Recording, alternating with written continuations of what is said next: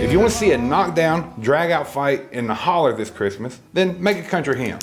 This Southern royalty will have your family elbow deep in to-go boxes before half the damn family can even park. That right there is insane. Hey there, I'm Joe, and this is Fork and Denver's, the barbecue YouTube channel that keeps making videos on shit that people aren't searching for. And honestly, that's exactly what today's video is about. After you watch this video, go search up country ham recipes. You'll be hard pressed to find anything that looks like it was made within the last 10 years that wasn't filmed on a calculator. Now, country ham is a Southern royalty, especially in Kentucky, but I didn't realize that growing up. You know, I thought everyone had one of these salt grenades baking in the oven while their hillbilly family lost their entire fucking mind. Because in Kentucky, country ham wasn't just a food, it was the opening bell for chaos, because your family would be trying to load up this thing before it was even sliced, starting the first fight of Christmas. The second was always Dirty Santa. And the gossip after Christmas in the South, well, it runs hotter than the oven. You know, did you see how Uncle Scott's wife came dressed? She looked like a French you-know-what, and smelled like one too. Now, if you're from the South, you know what they said. But I digress. Making this thing is a little bit of a process, and we're gonna be talking some history today. So let's get started. The recipe and link to the show notes is in the description.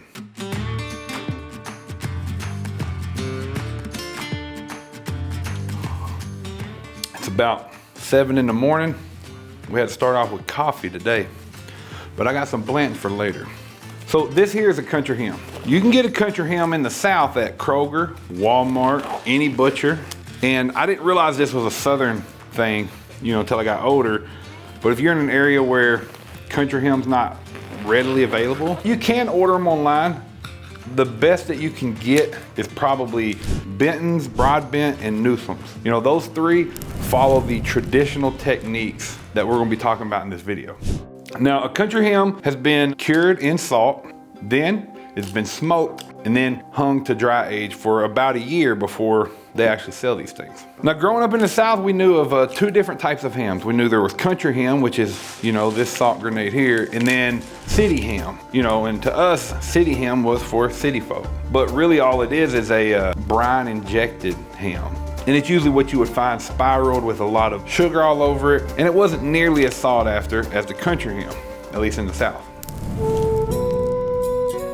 Now, the earliest origins of the country ham actually date back about 2,500 years. We're talking 490 BC in what we would call ancient China. And they had a technique to make a ham called a Genoa ham. The biggest difference is they flatten it, you know, so that it kind of compacts a little bit more. You also had Celtic and Gaulish tribes that would bury a pork leg in salt, and they would cure it that way. Then later on, the Romans would come in, you know, they kind of took over everything. They adopted that technique, and then they refined it, and they would actually have Roman agricultural writers document the entire process, notably Catos the Elder. And he wrote about every step of the process, from the slaughter to the cure to the aging process. And it was pretty much identical to what we have today. Let's break this open real quick. And then, you know, the country ham wouldn't really get its American origins until 1600 to 1700s. Because then you would start getting English settlers, Scots-Irish, Irish, Spanish settlers coming to the United States, and they would end up in the South. And the climate in the South is really what evolved the technique into what it is today, because our winters were cold enough that it was safe to do the curing process because you didn't have to worry about bad bacteria growing. And then we had long and humid summers, which was perfect for producing mold, which was extremely essential to the process of making country ham. When you crack your country ham open, you're gonna see some mold on it. You know, it's gonna be white, gray, sometimes green, and that's a good thing. Don't freak out. This means that it was properly aged. So the first thing that mold is gonna do, it brings that pH level up, making the environment very acidic, you know, so bad pathogens don't grow as easily. Secondly, what it'll do is it's gonna slow the drying process, because this thing is heavily salted. If this mold doesn't grow, then this thing can dry out too much, you know, resulting in a hard ass country ham. Or what could happen is the surface can dry too fast and creates kind of like a hard outer surface, and it'll protect the inside too much, allowing it to stay too moist, and then you can have bad bacteria actually grow internally. spoiling the country ham. Lastly, it's gonna produce like a nice nutty aroma, not too different than what you would expect with a dry aging steak. So this mold was essential. So if you see that, it's perfectly fine. What we need to do though is remove it now because, we don't want to eat that. So we don't cut it off. We actually run this ham under some warm water and we take a bristle brush and we just wash it off. Don't use no fucking soap, just warm water. All right, so we've got this thing washed off. Now, if you see some white grime still on the surface, it's probably due to you having heated up the fat and then it cools back down. It leaves kind of a fatty, like grimy surface. It's not a problem. Now we've taken care of the mold. Next, we need to take care of the salt. Because these things are salty as hell, man. In the South, 50% of your family's on damn lisinopril, amlodipine, losartan, some type of blood pressure medicine. And you'll take out your whole damn family tree at one holiday dinner if you serve it like this, without taking care of the salt. Now you gotta think, back in the day, there's no refrigeration, and they gotta make sure that they can make a hog last for an entire year, because that's what families would do in the late fall, early winter. They would slaughter a hog, and that would have to last them for a year. Gotta make sure it don't spoil. So they salt the shit out of it. So what we're gonna do to reverse all that salty is we're gonna soak it in a bucket. Get you a 5-gallon bucket. I got mine from Lowe's. Don't matter, just get one. Now I'll tell you, growing up, we didn't use no brine bags. We would throw this thing in a bucket, didn't care if it was food safe, didn't care. Some people put them in their kitchen sink. But because I'm subject to, internet chefs, we're gonna use a brine bag.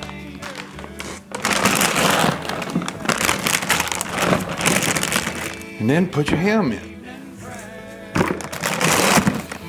Next, you're gonna get you some water, and we wanna fill this thing up.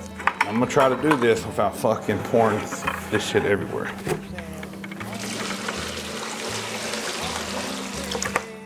Now you need just enough water to cover the country ham. Now what we're gonna do is we're gonna soak this thing for 24 to 36 hours. Thing is you don't just wanna put that water in there and let it soak. About every 5 hours, we need to pour this water out and replace it with fresh water. The reason you want to do that is because if you just leave it in this water, that salt is going to pull out, and after enough time, it's just going to go right back into the ham, essentially rebrining the ham. So that's not what we want. We want it to pull the salt out, get rid of the salt, and then keep doing that for the 24 to 36 hours. You want to keep the temperature below 40. It's perfect out here in Kentucky right now. So I just leave this in the garage with a lid on it.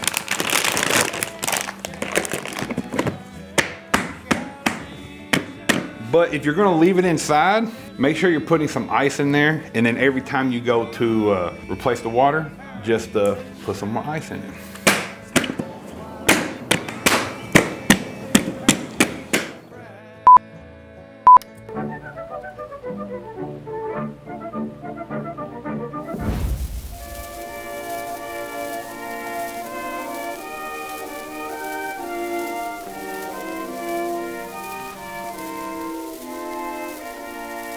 All right, so it's been about 36 hours, and this is what it's gonna look like. Notice that the skin's rehydrated, a lot more pale.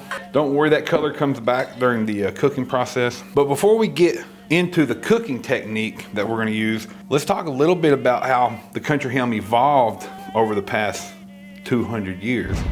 Now, by the 1700s and 1800s, pretty much every homestead in the South had a smokehouse. And we would have the formation of what we call the ham belt here in the United States. We're talking Virginia, Kentucky, and Tennessee. And this primarily for a couple reasons, because this area had an abundance of hogs. Hogs were cheap. You could feed them anything. They would eat pretty much anything, seriously.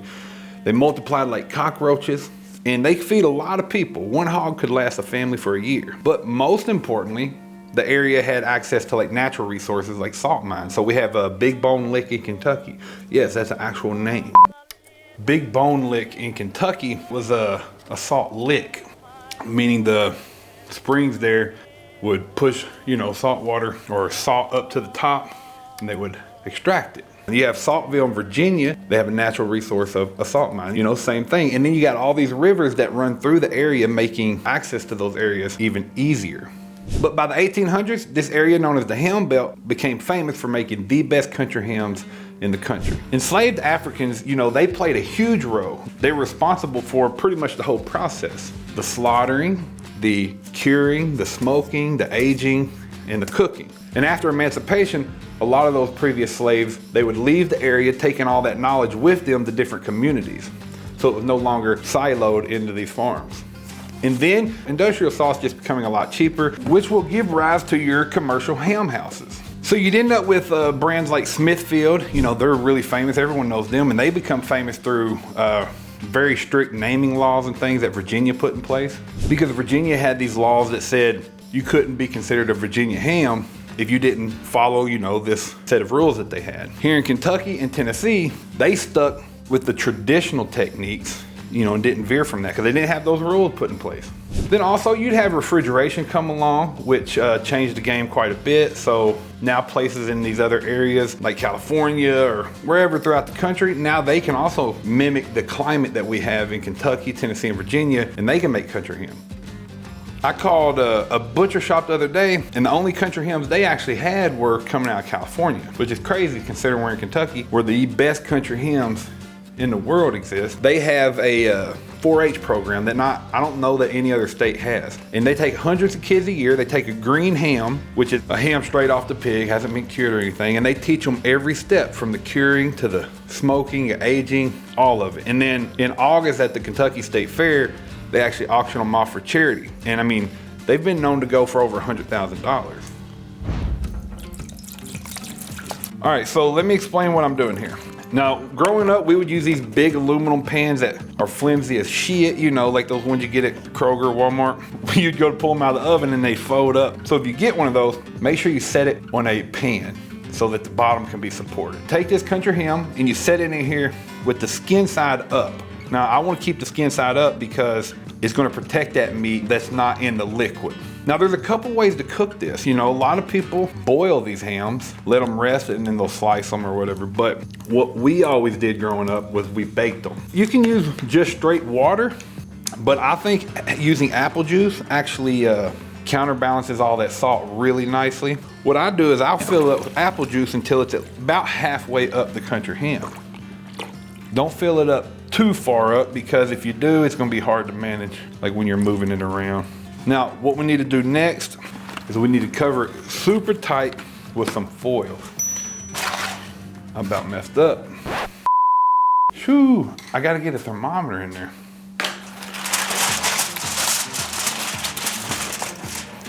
We want it in a thick part. We don't want it touching the bone, but we want it damn near close to the bone. Going through that skin's hard. Let's not do that. Let's go through the side here. Okay, there we go. Put this back on there.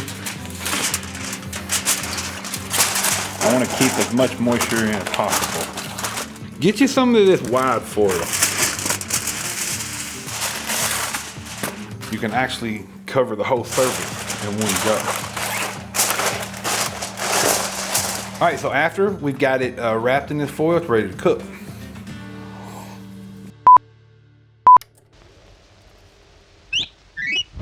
Now look, today I'm using the smoker, but I'm gonna be clear, it's only as a heat source. We're not getting no smoke on this thing. This thing's already been smoked. So if you're at home following this recipe, put this motherfucker in the oven. I'm using white birch wood because I'm not worried about putting a smoke flavor on it. I just wanna use it as a heat source, and the fire looks better on camera. What we wanna do is we want the temperature to be about 325 to 350. The length of time you're looking at is probably 20 minutes per pound, but that's just an estimate. I'm gonna cook this until the internal temperature reaches 170. At 170, bring it inside, and we're gonna let it rest for just 20, 30 minutes.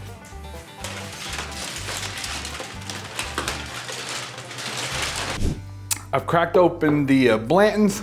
This is some good shit. I did not realize that this was difficult to get a hold of. I've got like 4 bottles of this stuff, but I forgot to bring my glass out here, so it's the gingerbread cup tonight. Okay, so what we want to do is we want to start taking the skin off here. We don't need that, we're not gonna eat it, but you know, I recommend keeping it if you can because it's great to render down. And when you start pulling the skin back, you'll notice that there's like this gelatin, that's a subcutaneous fat layer. I like to try to keep it intact, but that skin's delicious if you wanna cook it down, make like little crackling or something, but we don't wanna cut through that and serve it in its current form. Set it down in that juice for now. Most of your meat's on the top side of this thing, so most of it's bone on the bottom, as you can see here. Now I know pulled ham is all the craze, but country ham is not meant to be pulled. It's meant to be sliced. So that's why we cooked it to 170. If you go much further, you're not gonna get the slices out of it that you want. Let's see. Doing pretty good here. So what I'm gonna do real quick is I'm gonna go get rid of this liquid and then put these, put this skin away, and I'll show you what we're gonna do next to this thing.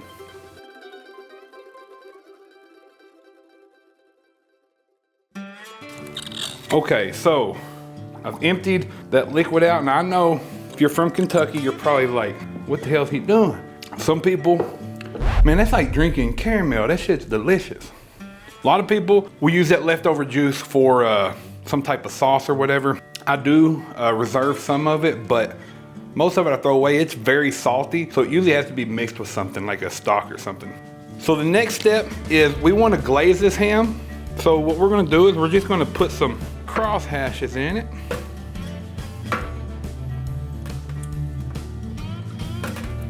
So just go north and south, east and west. It's a really sugary, thick glaze. Now this is 1 cup brown sugar, 1 cup honey, and a half a cup of orange marmalade that I've heated together. And you just want to coat every inch of this ham. Now this ham's salty, so this sweet glaze is going to be a super nice contrast to all that damn salt. Now what a lot of people will actually do is they'll put cloves down in those cross sections. I don't like doing that because you gotta dig them out, and ain't nobody wants to bite into no fucking clove. So what we're gonna do from here, crank your oven up. I'm using my smoker, so I'm gonna crank it up to high as I can get it. I'm using that offset, so I'm probably gonna get it a little over 400. Crank yours up to about 450, and we want that to tack up real nice. For me, I probably don't have to worry about with the smoker, but with you in the oven, you might want to throw just a little bit of liquid. You can use water, and this is going to be so you don't end up burning the sugar to the bottom of the pan. Now I'm going to go throw it on that smoker for about 30, 45 minutes, or until that glaze tacks up, and then we'll be ready to slice into it.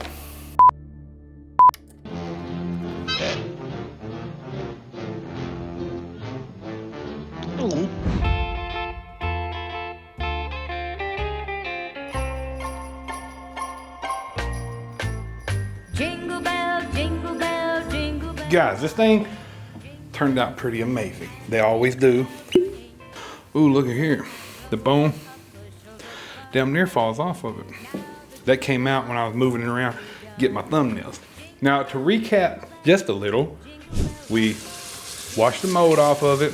We soaked it in water, replacing that water every 5 hours for about 24 to 36 hours. Then we put it in this pan, in an aluminum pan, covered it with foil, and we cooked it at 325 to 350 until the internal temperature reached 170. After that, we let it cool, took the skin off, cross-hatched it, glazed it up with that marmalade glaze, threw it back on the smoker or in the oven, let that glaze tack up, and now this is what it looks like. Now there's a lot of ways to skin a cat, as the saying goes. This is my way. Let me show y'all how to cut this. Now there's a couple ways. And what we want to do is cut straight down. You're going to hit a bone right there. Then you want to cut another wedge. And what that's going to do is it's going to create a wedge there so you can start slicing. And you want to go pretty thin with this stuff because it is salty. So let me see, I'll turn it around here like this and we'll get the cut. If you want like those clean slices that you see, they've let this cool down in the refrigerator and then it'll slice, you know, as thin as you want it. But if you're serving this for the holidays, that ain't gonna happen. Oh yeah. But I'm gonna tell you, your family's gonna be in the kitchen picking at this before you ever get a chance to slice this whole fucking thing up. All right, I'm gonna cut one more time, and I'm not gonna wield this knife much longer. Let's try it. Oh yeah. I'm gonna take it outside piece, cause I like getting a little bit of that fat.